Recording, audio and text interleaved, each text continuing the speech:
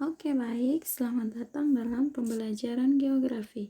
Nah, hari ini kita akan membahas tentang pengetahuan dasar pemetaan, penginderaan jauh, dan SIG. Kompetensi dasar dan indikatornya yaitu memahami dasar-dasar pemetaan, penginderaan jauh, dan sistem informasi geografi atau SIG. Nah, indikatornya yaitu proyeksi peta dan penginderaan jauh. Yang pertama kita akan melihat tentang proyeksi peta. Nah, proyeksi peta merupakan teknik matematis untuk menggambarkan permukaan bumi yang bulat pada bidang datar. Nah, ada 3 kategori jenis proyeksi peta. Nah, yang dimana yang pertama yaitu konform. Artinya, bentuk di peta harus sesuai dengan bentuk aslinya di alam. Kemudian yang kedua, ekuivalen. Artinya, luas bidang pada peta harus sebanding dengan luas aslinya di alam. Yang ketiga yaitu ekuidistan. Artinya, jarak pada peta harus sebanding dengan jarak aslinya. Oke, kita akan melihat yang berikut yaitu jenis-jenis proyeksi. Pertama kita lihat bidang peta. Yang pertama yaitu proyeksi zenital atau asimutal. Nah, proyeksi ini memproyeksi bola bumi di daerah kutub ekuator atau tempat yang terletak antara ekuator dan kutub pada sebuah bidang datar. Nah, proyeksi ini paling baik untuk menggambarkan daerah kutub. Kemudian yang kedua yaitu proyeksi silinder. Nah, proyeksi silinder memproyeksi bola bumi pada bidang silinder. Nah, proyeksi ini paling tepat di daerah ekuator dan sekitar ekuator. Kemudian yang ketiga yaitu proyeksi kerucut. Nah, proyeksi kerucut menggambarkan daerah sekitar lintang tengah. Kemudian yang berikut kita akan melihat garis karakter atau garis yang selalu melalui pusat bola bumi yang menjadi sumber bidang proyeksi. Yang pertama yaitu proyeksi normal, di mana garis karakternya berimpit dengan sumbu bumi. Kemudian yang kedua yaitu proyeksi miring.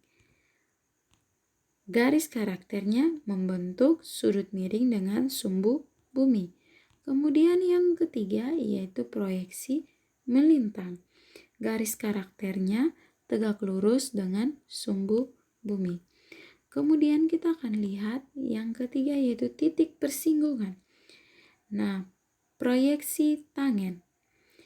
Bola bumi bersinggungan dengan bidang proyeksi. Kemudian yang kedua yaitu proyeksi secant. Bola bumi berpotongan dengan bidang proyeksi. Kemudian yang ketiga proyeksi polisuperficial. Terdiri atas banyak bidang proyeksi. Nah, setelah kita membahas tentang proyeksi peta, kita akan melihat tentang penginderaan jauh. Nah, penginderaan jauh di sini kita akan melihat yang pertama, sebelum kita membahas tentang definisi penginderaan jauh, umumnya penginderaan jauh itu mengacu pada kegiatan pencatatan atau mengamati atau mempersepsi atau merasakan benda atau peristiwa di tempat yang jauh. Nah, pada penginderaan jauh, sensor atau alat pengindera tidak kontak langsung dengan objek atau peristiwa yang diamati.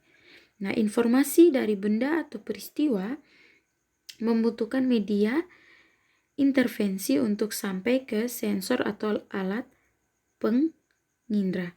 Nah, untuk memahami pengertian penginderaan jauh, kita akan melihat beberapa pendapat menurut beberapa ahli. Nah, yang pertama itu menurut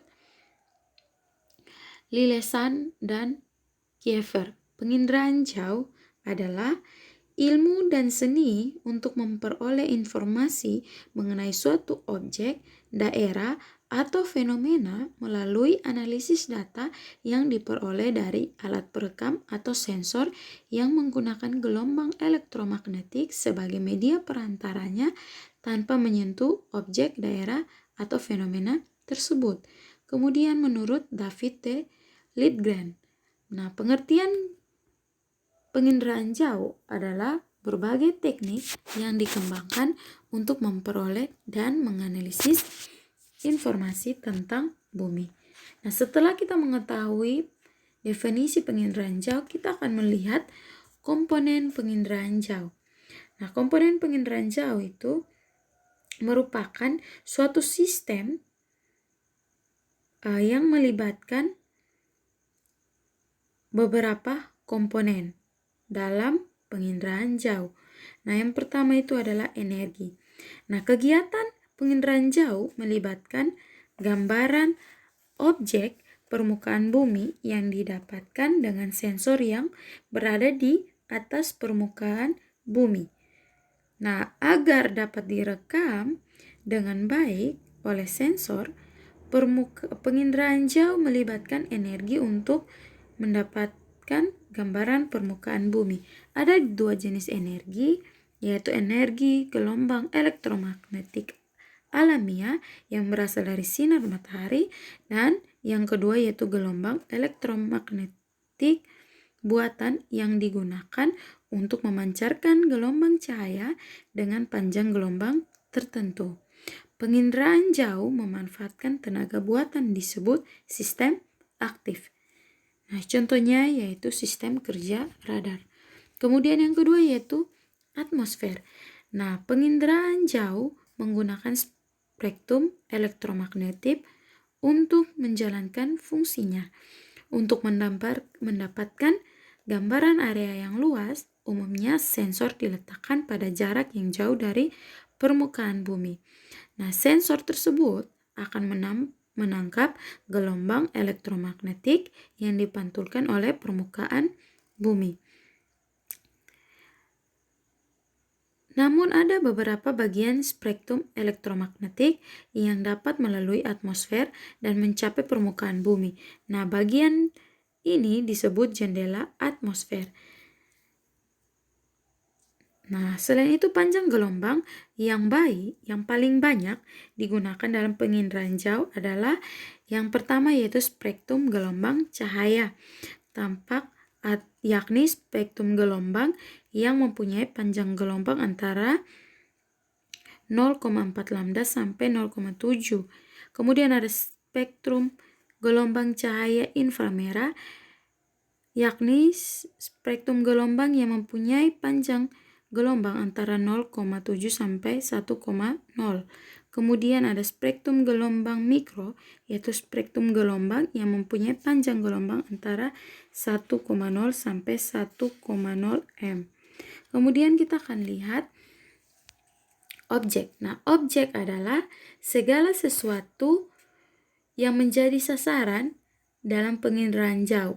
Objek meliputi atmosfer, biosfer, hidrosfer, dan litosfer. Setiap objek memantulkan panjang gelombang tertentu sehingga dapat memiliki kenampakan yang berbeda pada sensor.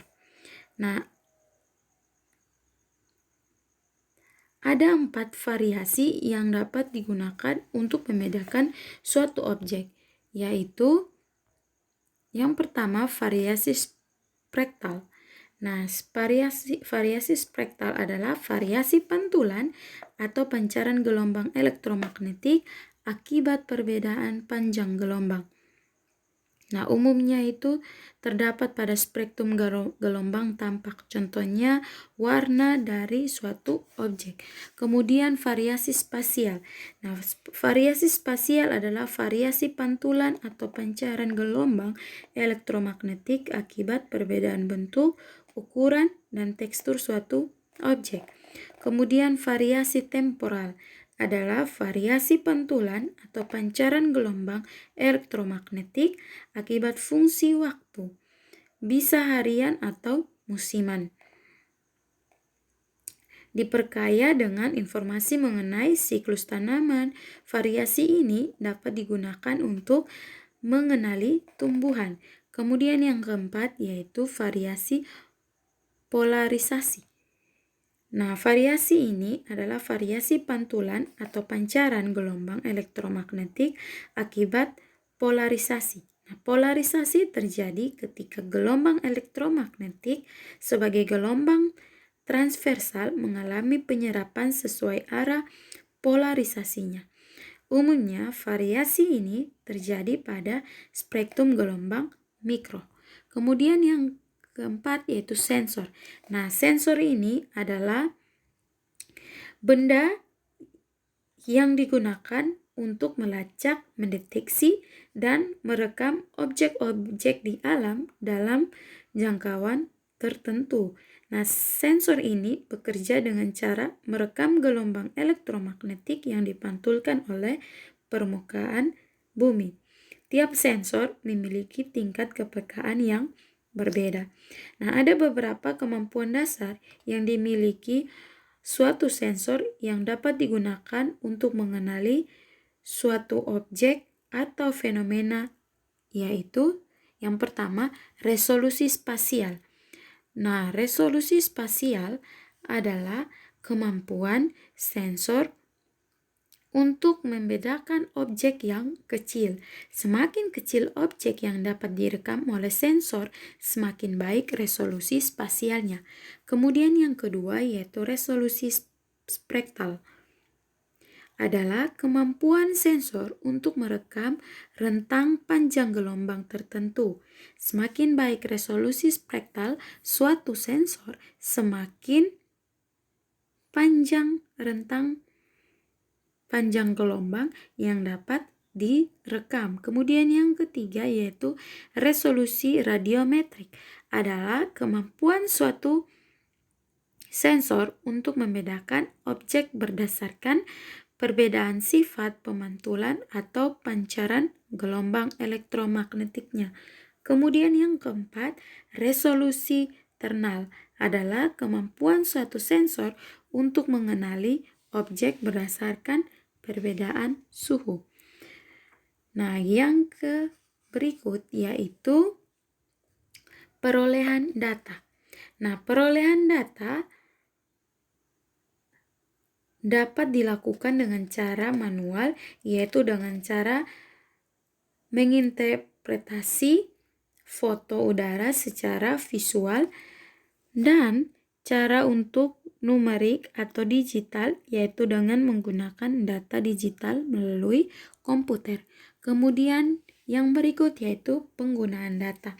Penggunaan data adalah faktor tingkat keberhasilan dari penerapan sistem penginderaan jauh. Kemampuan penggunaan data dalam menerapkan hasil penginderaan jauh dipengaruhi oleh pengetahuan tentang disiplin ilmu masing-masing. Nah, data yang sama dapat digunakan untuk mencari informasi yang berbeda. Oke, sekian dan terima kasih. Semoga bermanfaat.